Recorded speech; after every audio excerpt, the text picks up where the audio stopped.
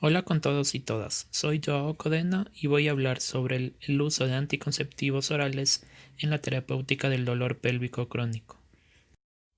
Los objetivos que planteo para la presente exposición son definir el dolor pélvico crónico y su fisiopatología, determinar la razón del uso de los anticonceptivos orales para tratar el dolor pélvico crónico y conocer los principales efectos adversos e interacciones farmacológicas de los principios activos de los anticonceptivos orales. Al dolor pélvico crónico se lo define como experiencia sensitiva o emocional desagradable, asociada o no con daño tisular y que se localiza en el abdomen bajo, en la pelvis o en regiones intrapélvicas. Todo esto durante al menos 6 meses y que se presenta de forma continua o intermitente.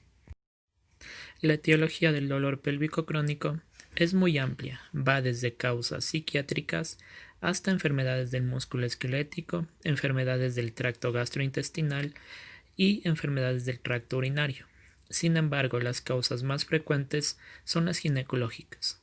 Entre ellas tenemos la endometriosis, la enfermedad pélvica inflamatoria crónica, las adherencias, adenomiosis, leiomiomas, neoplasias malignas y salpingitis. Sin embargo, cabe destacar que la mayoría de casos de dolor pélvico crónico es idiopático, es decir, que no tiene una causa aparente. La fisiopatología del dolor pélvico crónico va a depender de su causa subyacente.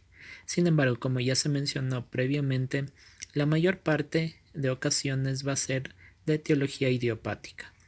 Por ende, se han propuesto 3 hipótesis que explicarían el dolor en estas pacientes. La primera hace referencia a la producción de ciertas prostaglandinas por parte del músculo liso del útero y también de las células endoteliales, siendo las principales la prostaglandina I2 y la prostaglandina F2 alfa. Estas prostaglandinas lo que van a hacer es generar contracción uterina.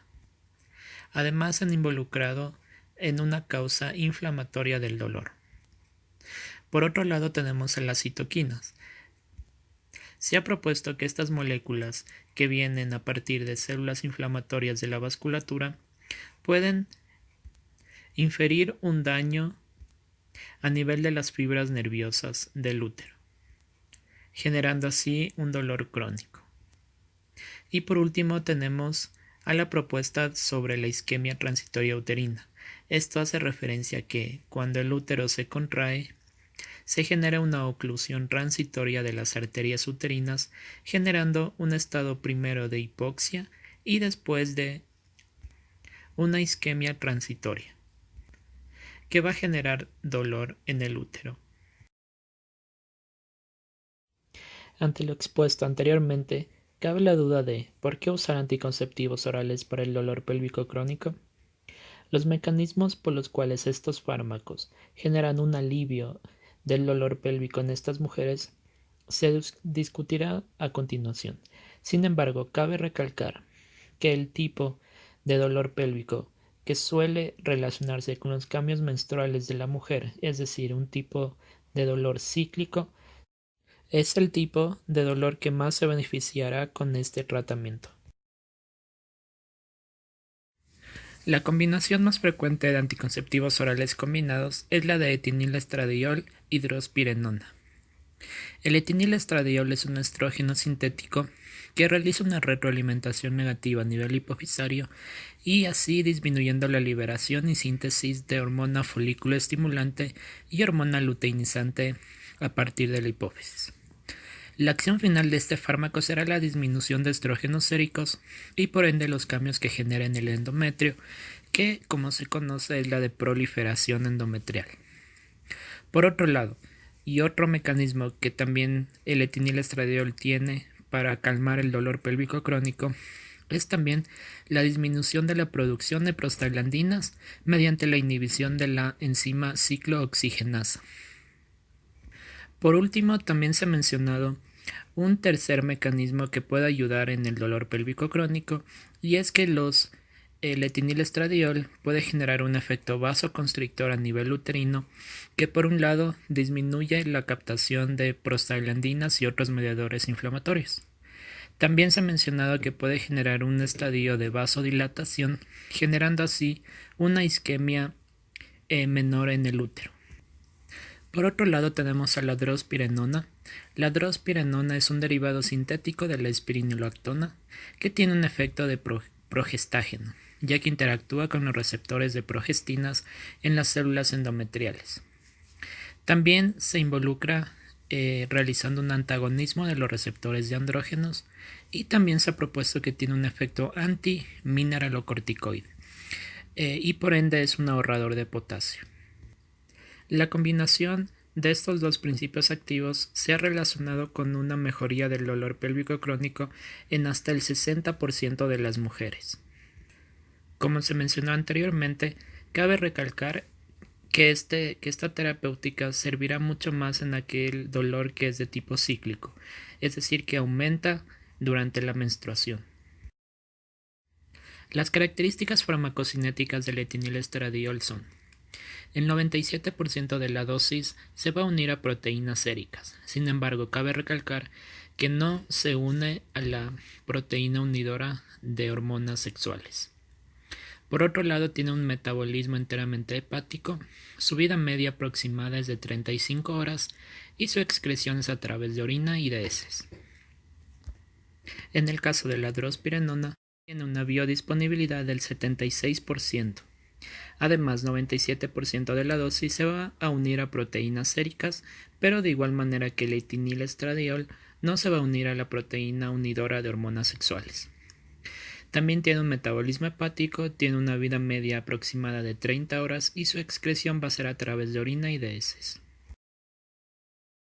Los efectos secundarios más comunes del etinilestradiol se puede clasificar en 4 grupos. Las ginecológicas, que es trastornos de la menstruación, dismenorrea, candidiasis vaginal y galactorrea. En el caso de consecuencias dermatológicas, tenemos al melasma, al eritema multiforme, al eritema nudoso y a la alopecia. Desde el punto de vista neurológico, el etinilestradiol puede generar cefaleas, migraña, coria y depresión cognitiva. Por último, en el caso de las consecuencias gastroenterológicas, tenemos a las náuseas, vómitos, calambres, flatulencias, ictericia colestásica. En el caso de la drospirenona, tenemos que los efectos secundarios más comunes es a nivel hematológico, que se relaciona con un aumento del riesgo tromboembólico venoso. Y también desde el punto de vista metabólico, un efecto secundario muy importante y que siempre se tiene que tomar en cuenta es la presencia de hiperpotasemia, ya que como se habló anteriormente, la drospirenona es un ahorrador de potasio. Por ende, se recomienda que a las mujeres que están tomando este principio activo se realice paulatinamente una medición sérica de sus niveles de potasio. La combinación de etinilestradiol con drospirenona está actualmente disponible en el Ecuador y forma parte del Cuadro Nacional de Medicamentos Básicos, es decir, que el Ministerio de Salud Pública está obligado a proveer de esta medicación a las mujeres que lo deseen. Por otra parte, existen dos presentaciones en el Ecuador. Tenemos por un lado a las tabletas de 3/0.02 miligramos, es decir, que tiene una concentración de drospirenona de 3 miligramos y de etinilestradiol de 0.02 miligramos. Esta caja viene con 21 tabletas y su precio es de $16.82. La otra presentación disponible en el Ecuador son las tabletas de 3/0.03 miligramos, en donde la drospirenona tiene una dosis de 3 miligramos y el etinilestradiol de 0.03 miligramos, y su precio es de $10.54. Por otro lado, también es importante mencionar los efectos que tienen los anticonceptivos orales combinados en el embarazo y en la lactancia. Siendo así, la drospirenona se clasifica como un fármaco tipo X en el caso de embarazo, y esto significa que es una contraindicación absoluta. Por otro lado, en la lactancia se clasifica como un fármaco de tipo B, es decir, que no hay evidencia de riesgo en humanos. Por otro lado, el etinilestradiol se clasifica como tipo X en el embarazo y como tipo A en la lactancia. Esto quiere decir que estudios controlados revelan que no hay riesgo fetal. También es importante mencionar las interacciones medicamentosas de estos principios activos. En el caso de la drospirenona, interactúa con la amilorida, cuyo efecto es aumentar el efecto hipercalémico. Por otro lado, el etinilestradiol va a interactuar con diversos fármacos, siendo así los más comunes con la carbosa, cuyo efecto es la hiperglicemia. También interactúa con el paracetamol y su efecto es disminuir la analgesia. Por otro lado, también se ha sugerido una interacción con la atorvastatina, cuyo efecto es aumentar la concentración en 20% del etinilestradiol. También se ha mencionado la interacción con la carbamazepina y la oxcarbamazepina, en donde disminuyen la eficacia de este último fármaco. También cabe recalcar la interacción que tiene con la betametasona, cuyo efecto es aumentar el efecto corticoide de este medicamento. Y por último, también interactúa con el darunavir, que es un medicamento antirretroviral que se utiliza en pacientes infectados con el virus de la inmunodeficiencia humana, y se ha determinado que el etinilestradiol disminuye la eficacia de este. También existen otras combinaciones de anticonceptivos orales que tienen cierta eficacia en el dolor pélvico crónico, siendo así uno de los más comunes el etinilestradiol junto con desogestrel. Este anticonceptivo también forma parte del Cuadro Nacional de Medicamentos Básicos del Ecuador, es decir, que el Ministerio de Salud Pública está obligado a dispensarlo a las mujeres que lo deseen. Sus dos presentaciones disponibles son tabletas recubiertas de 0.025/0.040 miligramos, en donde el desogestrel tiene una concentración de 0.025 miligramos y el etinilestradiol una concentración de 0.04 miligramos. Esta caja viene con 21 pastillas y su precio es de $8.02. La otra presentación son tabletas recubiertas a una concentración de 0.15/0.003 miligramos, en donde la concentración de desogestrel es de 0.15 miligramos y el etinilestradiol de 0.03 miligramos, y cuyo precio es $6.45. Cabe destacar que el desogestrel es un progestágeno sintético, es decir, que tiene la misma acción que la drospirenona.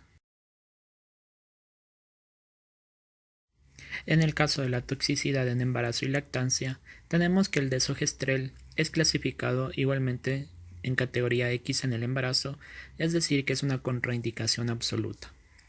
Por otro lado, en lactancia es catalogado de tipo A, es decir, que estudios controlados revelan que no hay riesgo fetal.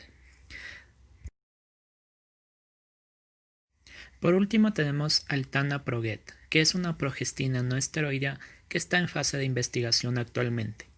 Es un agonista de alta afinidad y alta eficacia del receptor de progesterona, con un perfil de unión mucho más selectivo en comparación con la mayoría de las progestinas convencionales, es decir, en comparación con la drospirenona y el desogestrel. Por ende va a tener menos efectos adversos. Esta progestina, al estar en fases de investigación, todavía no está disponible en el mercado, sin embargo, se cree que puede ser a futuro una opción muy buena, tanto como anticonceptivo y también en la terapéutica del dolor pélvico crónico. Como dato extra, se menciona que se ha desarrollado un análogo del tanaproget que se le está utilizando como radiotrazador para la obtención de imágenes del receptor de progesterona en la tomografía por emisión de positrones. Esto con el fin de mejorar el diagnóstico en múltiples neoplasias que expresan receptores de progesterona.